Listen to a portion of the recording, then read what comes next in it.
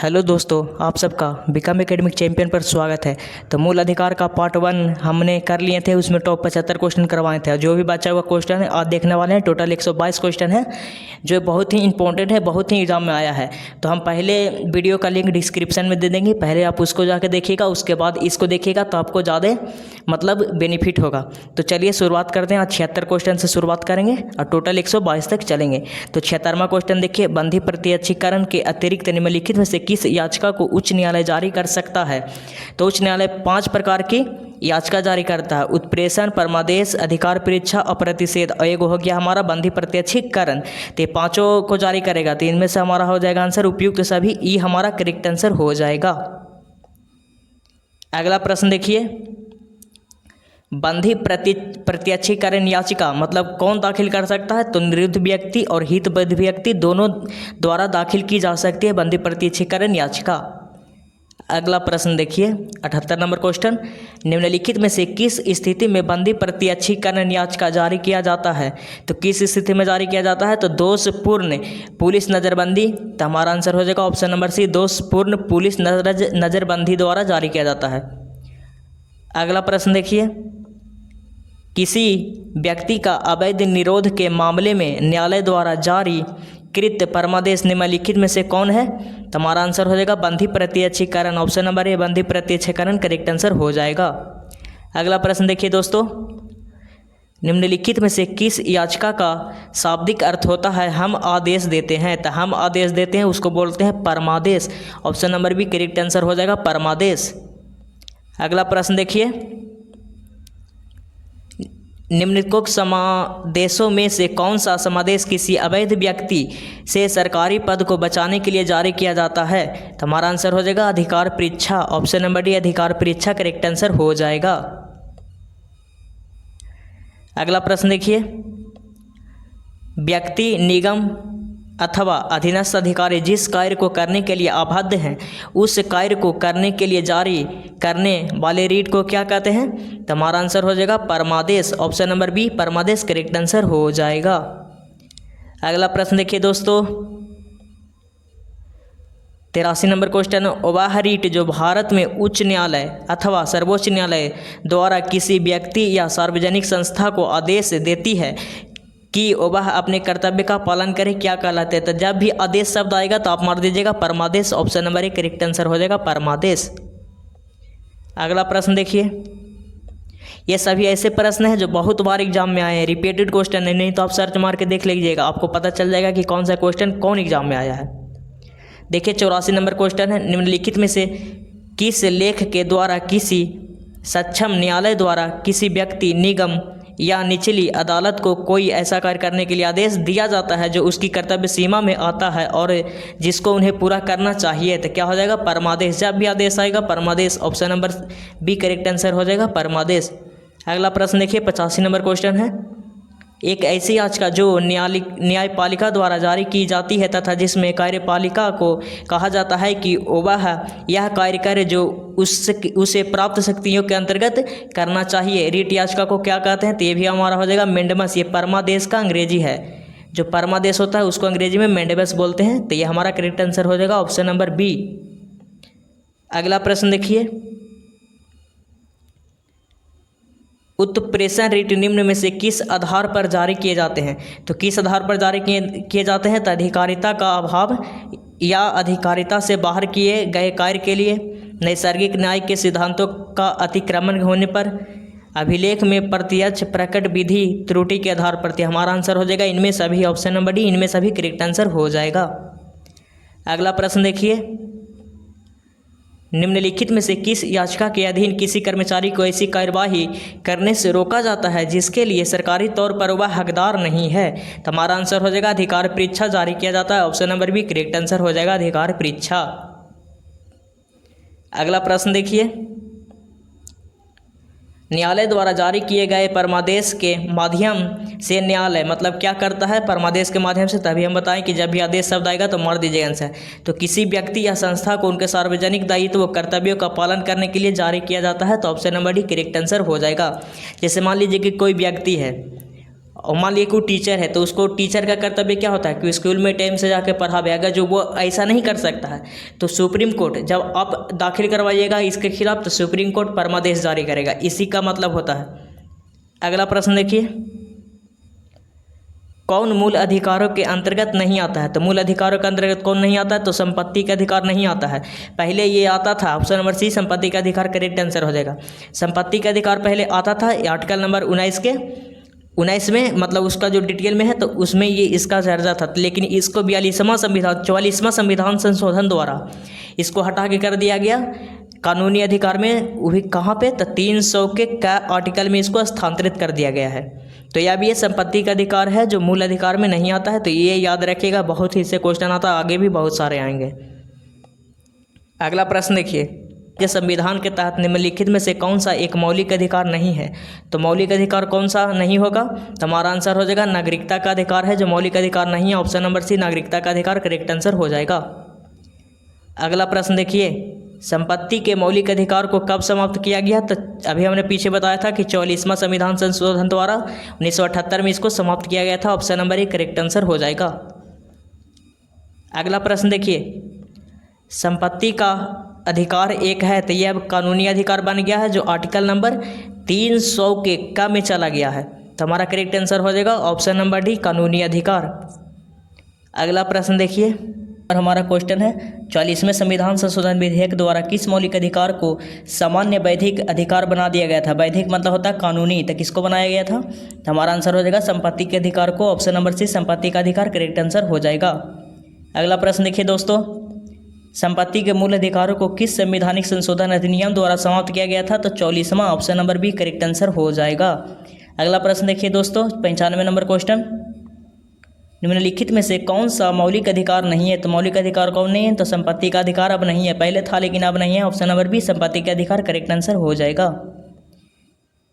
अगला प्रश्न देखिए दोस्तों, 96 नंबर क्वेश्चन है हमारा, भारतीय संविधान के अनुसार संपत्ति का अधिकार क्या है? तो क्या है अब?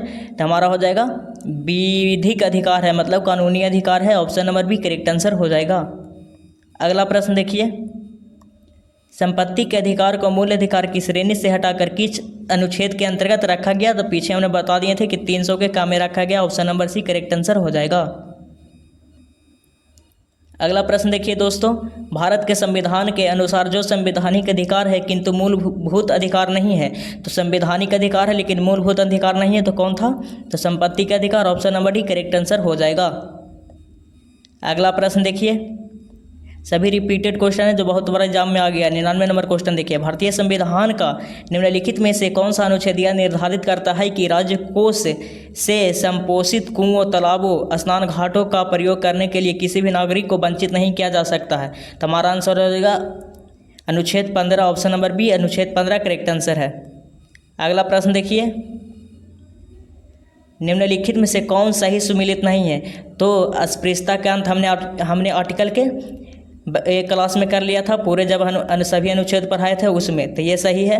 उसके बाद देखिए धर्म की स्वतंत्रता अनुच्छेद 25 में, ये भी सही है। और अल्पसंख्यकों के हितों का संरक्षण अनुच्छेद 29, ये भी सही है। तो ये भी अपने आप गलती हो जाएगा, तो ये हमारा गलत है। अगला प्रश्न देखिए, मौलिक अधिकार में कौन सी बात की स्वतंत्रता नहीं है? तो मौलिक अधिकार में कौन सी बात की स्वतंत्रता नहीं है? तो हड़ताल करने की स्वतंत्रता नहीं है। Option number A correct answer हो जाएगा। अगला प्रश्न देखिए दोस्तों, 102 नंबर, किस वाद ने संसद को मौलिक अधिकारों में संशोधन करने का अधिकार दिया? तो केशवानंद भारती वाद ने। Option number A correct answer हो जाएगा। अगला प्रश्न देखिए दोस्तों, किसी न्यायालय अथवा न्यायाधिकरण के आदेश को रद्द करने के लिए निम्नलिखित में से कौन सी रीट जारी की जाती है? बताइए कौन सी रीट जारी कर जाती है? तो उत्पोषण रीट जारी की जाती है। Option number D correct answer हो जाएगा। अगला प्रश्न देखिए दोस्तों, निम्नलिखित में से कौन सा मूल अधिकार विदेशी नागरिकों को प्राप्त नहीं है? तो विदेशी नागरिकों को प्राप्त नहीं है, तो हमारा आंसर हो जाएगा, बताइए आंसर क्या हो सकता है? आप लोग को पता होगा तो बताइए। तो हमारा आंसर हो जाएगा अभिव्यक्ति की स्वतंत्रता। Option number B correct answer हो जाएगा। अगला प्रश्न देखिए दोस्तों, 6 वर्ष की आयु से 14 वर्ष की आयु के बीच के सभी बच्चों को शिक्षा अधिकार है। मतलब शिक्षा अधिकार तो क्या है ये, तो इसका आंसर आप कमेंट में दीजिएगा। ये हम 105 नंबर क्वेश्चन छोड़ देते हैं, इसका जवाब कमेंट में ज़रूर दीजिएगा। अगला प्रश्न देखिए दोस्तों, निम्न में से कौन से मूल अधिकार गैर नागरिकों के लिए उपलब्ध है, मतलब गैर नागरिकों के लिए उपलब्ध है। तो हमारा आंसर हो जाएगा आत्म दोषारोपण से संरक्षण और अंतःकरण की स्वतंत्रता, मतलब ये दोनों हो जाएगा, मतलब 2 और 3 हमारा करेक्ट आंसर हो जाएगा। तो देखिए यहाँ पे ऑप्शन में होगा 2 और केवल 3, तो ये हमारा करेक्ट आंसर हो जाएगा ऑप्शन नंबर सी। अगला प्रश्न देखिए दोस्तों, संविधान के अंतर्गत बंदी प्रत्यक्षीकरण समादेश जारी करने का अधिकार किसमें निहित है, मतलब कौन जारी कर सकता है, तो इसको उच्च और उच्चतम न्यायालय भी जारी कर सकता है, मतलब होता है हाई कोर्ट और सुप्रीम कोर्ट दोनों इसको जारी कर सकता है। अगला प्रश्न देखिए दोस्तों, निम्नलिखित में से कौन सा मूल अधिकार नहीं है, तो मूल अधिकार नहीं है तो संपत्ति के अधिकार, option number B correct answer हो जाएगा। अगला प्रश्न देखिए, परमादेश याचिका क्या अर्थ है, तो हम आदेश देते हैं, बताए हैं कि जब भी आदेश मिल जाए मार दीजिएगा परमादेश, option number A correct answer हो जाएगा, हम आदेश देते हैं। अगला प्रश्न देखिए दोस्तों, संविधान के अनुच्छेद 17 और अनुच्छेद 18 में व्यवस्था है, तो हमारा आंसर हो जाएगा सामाजिक समानता की, option number A correct answer हो जाएगा सामाजिक समानता की। समानता की लेकर है 14 से 18 तक है समानता की। अगला प्रश्न देखिए,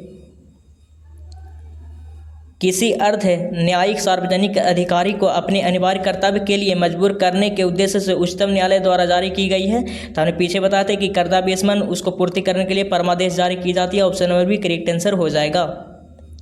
अगला प्रश्न देखिए दोस्तों, अनुच्छेद 32 के अधीन सर्वोच्च न्यायालय में किस आधार पर राहत के लिए मना कर सकता है, तो किस आधार पर, बताइए आंसर, किसी को मालूम हो तो हो जाएगा कि किसी भी मूल अधिकार के उल्लंघन नहीं हुआ हो, तो इस पे अगर जो उल्लंघन हो तो मना नहीं कर सकता। अगला प्रश्न देखिए दोस्तों, भारत में उच्चतम न्यायालय ने निम्नलिखित मामलों में से किस में माना था कि मौलिक अधिकारों में संशोधन नहीं किया जा सकता, तो हमारा आंसर हो जाएगा गोलकनाथ मामला। इसमें माना था कि मौलिक अधिकारों में संशोधन मतलब परिवर्तन नहीं किया जा सकता, लेकिन केशवानंद भारती योजना माना कि परिवर्तन इसमें किया जा सकता है, जो पीछे आ गया है क्वेश्चन। अगला प्रश्न देखिए दोस्तों, निम्नलिखित में से कौन सा भारत के संविधान के मूल अधिकारों का अंश नहीं है, तो भारत के संविधान के मूल अधिकार का अंश नहीं है, तो क्या नहीं है, हमारा आंसर हो जाएगा उद्योगों के प्रबंध में श्रमिकों की सहभागिता, ये नहीं है, तो option number C correct answer हो जाएगा।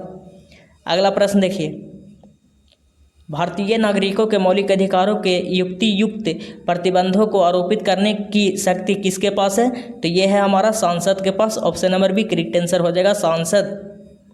अगला प्रश्न देखिए दोस्तों, किसी कैदी को न्यायालय के समक्ष प्रस्तुत करवाने के लिए रीट की आवश्यकता होती है, मतलब किस रीट की आवश्यकता होती है, तो बंधी प्रत्यक्षीकरण की, याद रखिएगा बंधी किसको बंधी बना लेते हैं, तो कैदी को बंधी बना लेता है, ऑप्शन नंबर भी करेक्ट आंसर हो जाएगा। अगला प्रश्न देखिए, भारत के संविधान का अनुच्छेद 19 के डी से संबंधित है, तो 19 के डी किससे संबंधित है, तो समस्त भारतीय क्षेत्र में स्वतंत्रता पूर्वक आवागमन मतलब घूमने की स्वतंत्रता है, तो option number A correct answer हो जाएगा। अगला प्रश्न देखिए, भारतीय संविधान का निम्नलिखित में से कौन सा अनुच्छेद शिक्षा का अधिकार प्रदान करता है, तो शिक्षा का अधिकार प्रदान करता है अनुच्छेद 21 के A, option number D correct answer हो जाएगा। अगला क्वेश्चन देखिए दोस्तों, 119 नंबर क्वेश्चन है, भारत के संविधान के निम्नलिखित अनुच्छेदों में से कौन सा अनुच्छेद 6 से 14 वर्ष की आयु के सभी बच्चों की मुफ्त और अनिवार्य शिक्षा से संबंध रखता है, तभी आया था 21 के A, option number D correct answer हो जाएगा। अगला प्रश्न देखिए दोस्तों, 120 नंबर क्वेश्चन है, भारत के संविधान के अनुच्छेद 24 जोखिमपूर्ण कार्यों से संबंधित कारखानों में बालकों के नियोजन को निषेध करता है, ऐसा निषेध है मतलब क्या निषेध है, मतलब कैसा है, हमारा आंसर हो जाएगा नैतिक निषेध मतलब कानूनी निषेध है, option number D correct answer हो जाएगा। अगला प्रश्न देखिए, भारत के संविधान का कौन सा अनुच्छेद भारत के नागरिकों को संवैधानिक उपचार प्रदान करता है, तो संवैधानिक उपचार की चर्चा कौन सा अनुच्छेद में है, तो हमने अनुच्छेद के क्लास में भी करवा दिए थे। अनुच्छेद का क्लास बहुत ही इंपॉर्टेंट है, अगर जो उसके पढ़ लीजिएगा तो आपको ज़्यादा से ज़्यादा क्वेश्चन अनुच्छेद के बन जाएंगे, तो हमारा आंसर हो जाएगा अनुच्छेद 32, option number C correct answer हो जाएगा अनुच्छेद 32। उसका भी लिंक हम डिस्क्रिप्शन में डाल देंगे अनुच्छेद का वीडियो का, अगला प्रश्न देखिए दोस्तों, भारतीय न्याय व्यवस्था में रीट किसके द्वारा जारी की जाती है? तो किसके द्वारा रीट जारी की जाती है? तो हमारा आंसर हो जाएगा केवल सर्वोच्च न्यायालय और उच्च न्यायालय, मतलब हाई कोर्ट और सुप्रीम कोर्ट, यही दोनों सिर्फ रीट जारी कर सकता है। तो हमारा 122 क्वेश्चन खत्म हो गया दोस्तों। अगर जो वीडियो अच्छी लगे हो तो लाइक ज़रूर कर दीजिएगा। थैंक यू, धन्यवाद। फिर मिलते हैं अगले वीडियो में।